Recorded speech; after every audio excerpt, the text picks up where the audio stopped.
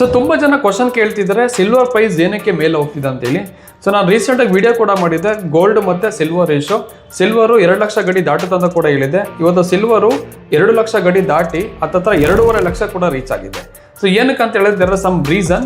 So ನೀವೆಲ್ಲ China country ಕೇಳಿರ್ಬೋದು. China ನೀವು ಏನು ಕೇಳಿದ್ದೀರಾ, ಈ ಚೈನಾ ಕಂಟ್ರಿ ಸಿಲ್ವರ್ನ ಎಕ್ಸ್ಪೋರ್ಟ್ ಮಾಡುತ್ತಲ್ವ, ಅಂತ ಕಂಪ್ನಿ ಮೇಲೆ ರಿಸ್ಟ್ರಿಕ್ಷನ್ಸ್ ಆಗಿದ್ದಾರೆ. ಅದು ಜನವರಿ 2026ರಿಂದ ಅಪ್ಲೈ ಆಗುತ್ತೆ ಅಂತ ಕೂಡ ಸ್ಟೇಟ್ಮೆಂಟ್ ಕೊಟ್ಟಿದ್ದಾರೆ.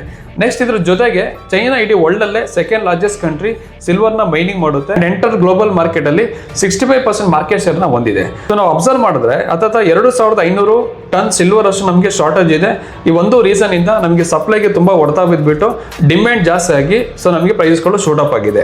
Not only this reason, so ಇಂಡಿಯಾದಲ್ಲಿ ಫಿಸಿಕಲ್ ಡಿಮಾಂಡ್ ಕೂಡ ಜಾಸ್ತಿ ಆಗ್ತಿದೆ. ಇವನ್ ರೀಸೆಂಟ್ ಆಗಿ ಕೆನಡಾ ಮತ್ತೆ ಅಮೆರಿಕ ಕೂಡ ತುಂಬಾ ಪರ್ಚೇಸ್ ಮಾಡಿದೆ. ಸೊ ಇನ್ಫ್ಯಾಕ್ಟ್ JP Morgan ಹತ್ತತ್ರ 30,000 ಟನ್ ಸಿಲ್ವರ್ನ ಅಕ್ಯುಮುಲೇಟ್ ಮಾಡಿ ಹಂಗೆ ಇಟ್ಕೊಂಡಿದ್ದಾರೆ. ಸೊ ನೀವು 1980 ಮತ್ತು 2011 ನೀವು ಅಬ್ಸರ್ವ್ ಮಾಡಿದ್ರೆ, ಸೊ ಇದೇ ಒಂದು ಸಿಚುವೇಶನ್ ಅಲ್ಲಿ ಸಿಲ್ವರ್ ನಮಗೆ ತುಂಬಾ ಕ್ರಾಶ್ ಆಗಿತ್ತು, 70-80% ಕ್ರಾಶ್ ಆಗಿತ್ತು. ಸೊ ಆಸ್ ಪರ್ ನಾವು ಹಿಸ್ಟ್ರಿ ಪ್ರಕಾರ ಗೋಲ್ಡ್ ಮತ್ತೆ ಸಿಲ್ವರ್ಗೆ ಕಂಪೇರ್ ಮಾಡಿದಾಗ ಸಿಲ್ವರ್ ಜಾಸ್ತಿ ವಾಲಟಿಲಿಟಿ ಮಾರ್ಕೆಟ್ ಅಲ್ಲಿ ಇರುತ್ತೆ.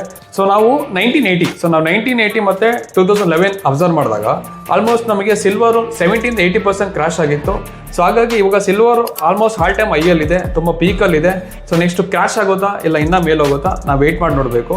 ಸೊ ಇದೇ ಥರ ಸಿಲ್ವರ್ನ ಪರ್ಚೇಸ್ ಮಾಡಬೇಕಂತಿರೋ ನಿಮ್ಮ ಫ್ರೆಂಡ್ಸಿಗೆ ಈ ರೀಲ್ನ ಶೇರ್ ಮಾಡಿ.